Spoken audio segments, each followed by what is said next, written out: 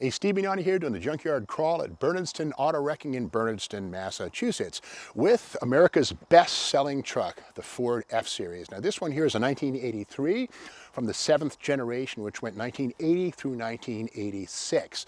And the whole thing was, there was a second fuel shock in 1979, following 1973, that really saw Detroit and the whole world say, man, this fuel shortage thing is very real. So what Ford did with the 7th gen F-Series was they rounded off a lot of the nose and the cab for better aerodynamic efficiency. In fact, these were 13% cleaner aerodynamically than were the 6th generation Ford pickups of 1979 previous. So again, the rounded face on this was more than just for style. It was done so it would go through the air easier and save potentially 13% in aerodynamic efficiency, which might equate to 2 or 3% in fuel economy. So it's not a bad thing.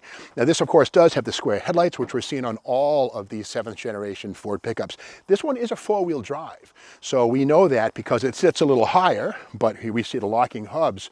Now the thing is, these were still the type that you had to get out and turn these to lock them in, and not just one side, you had to go to both sides, and that means if you're in the mud or the water, well, you're going to get wet. But with that said, you know, 4-wheel drive vehicles weren't always, shift on the fly or instant go, but that's kind of how they were. Now this also has something called the twin traction beam front axle. This does not have a beam and leaf springs. This actually has an adaptation of the Ford twin I-beam, but the driven axle. So it's basically a 2-piece front axle with a split in the middle. The only problem with these, I remember when I was a kid, people who bought these light-duty 4-wheel drives for plowing snow, when they would back up and lift the snow plow off the ground, the extra weight would cause the nose of the truck to sag down. So if you were serious about plowing snow, you got an F250 or an F350, which had a beam axle and wouldn't settle down when the plow was raised.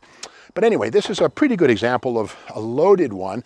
This is day 2 stuff right here. This is a typical fiberglass visor that would have been added by the owner, not from Ford.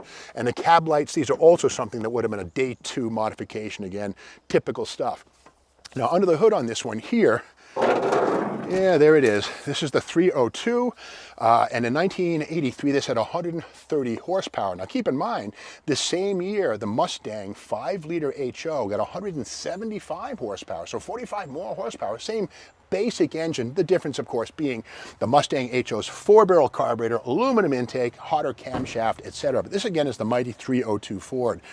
Kind of cool stuff we see. Speaking of high output, we see it right here, but not on the engine, but on the heater. It's cast in or molded in. High output, there it is. In other words, Ford salesmen, truck salesmen, heaters were so important with people who lived in cold climates like this, that it was worth putting high output on the heater. That was about a $28 upcharge for the larger heater core, because in Massachusetts, you know, it's a little chillier than it is in Arizona or California. So the high output is not on the engine, but in the heater. Again, priorities. This one has some interesting stuff under the hood. We see, of course, this is the heavy-duty Eklund. I guess that must be the brand or the voltage or something. It's a little brand, computer brain. This is a replacement Napa Eklund. It's not a Ford piece, but with that said, typical to replace the brain when it failed with an aftermarket goodie from Napa. This one does have the power steering, power disc brakes up front, and again, there's that 2-barrel carburetor right there. It is kind of pure. We look on the passenger side inner fender, and here's the original jack. This puppy right here. This is for lifting, jacking it up to change a wheel or a tire. Put this under the frame and lift it up. And in fact, to turn this here is the rod that you would take out. And here's the square end on this thing right here, sort of a crank. You'd spin it and turn it around and change your tire on the side of the road. So let's get to the VIN and learn a little bit more about this one. And again, this is an F150 4x4, and these are factory mirrors, by the way, these things right here, factory stuff from Ford. Kind of a pretty aluminum extrusion right there, typical stuff, optional detail. Something kind of cool here, the original owner of this was pretty fastidious. Here's the Dymo label saying here that on July 15th of 2000 at 40,300 miles. I guess they must have done an oil change. And here's calipers, pads from Consumer Auto Parts, CAP, that was done on March 13th of 2000. So again, somebody, you know, cared about this truck. Now the VIN on this here, again, from 1970 up, sadly, stickers replaced metal tags, but you know, this one's in pretty good shape. We can read here the 5th digit of the VIN. We see F, that means 302. We just saw that underneath the engine bay. Now, one problem with Ford F-Series trucks from 1960 through 1981, there's no year marker in the VIN. And as a result, you don't really know what year the truck is unless you do the VIN stack. But in 82 or 81, they brought it back. So on this one here, we see the 10th spot D. We know it's a 1983. Other things too, the axle code 18, it's a 308 to 1 open differential. Not a Ford 9-inch either. This has the 8.8, which is a light duty version of the 9-inch. The 9-inch would go away after 1986. So again, a 308 gears in this thing were another part of the highway fuel efficiency package. Now looking inside of this, it is kind of cool. We got a CB radio. Here it is right here, a K40 with a magnetic mount. Here's the old Baker, good buddy. Got the Smokies in the back mirror, high and tight, blah, blah, blah. Goes on like that. And even a radar detector right there on top of the dash, a Uniden. Remember radar detectors? I remember that was quite the big deal. So pretty well appointed inside with day 2 stuff. The CB, the radar detector. And this does have the factory sliding rear window, seen right there.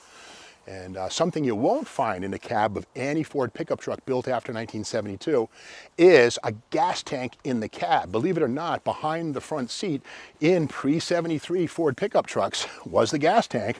No more here. In fact, this one now has an amp, a 200-watt amp from some speaker store or something like that. But again, there would have been a gas tank back there in an earlier days. But instead, Ford went to gas tanks in the outside of the frame rails. And this one here is a double tanker. Now here's the thing, this is not the original bed to this cab, it's a different color.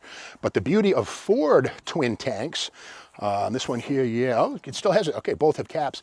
The beauty here is that Chevrolet put one filler on this side, the other on the other side of the truck, but Ford put them both on one side. The problem with this is not obvious until you go to get gas. You pull up to the pump, fill one tank, and you're like, oh no, I gotta either drag the hose all the way over, not that long usually, then you gotta turn around, and when you're gone from the pump, half the time somebody pulls into your spot. You gotta fight. I'm kidding. But with that said, it was nice how Ford did give us the twin tanks on one side, and this is indeed, this bed does have twin tanks, got fillers, caps in both ends. Sometimes people will grab the twin tank bed and only utilize the front one and have a dummy going on here. But again, another classic item here is the York plastic bed liner. There was a period of time when people were spraying on or rolling on homemade bed liner, that really textured paint stuff. And it was a thing for quite a while. And then suddenly these injection molded or vacuum molded sort of vinyl bed liners really took over. I won't say they killed the industry of spray on bed liners. There were actually companies that when you bring your truck in, they'd spray your bed for you. There was even traveling setups. People bought franchises to drive around and spray bed liner into people's trucks, beds in their driveways. Well, that whole thing dried up overnight when these things kind of took over. They fit right in, they're removable quickly, minimal screws or fasteners, so these are the way to protect your bed. A lot of people, millions of people bought these things and installed them in the backs of their F-Series and Chevy and Dodge and International pickup trucks over the years. So that's the story of this 1983 302 automatic four-wheel drive F150 pickup truck. If you like this video, be sure to subscribe to Steve Mag's YouTube channel and come back tomorrow for more Junkyard Crawl.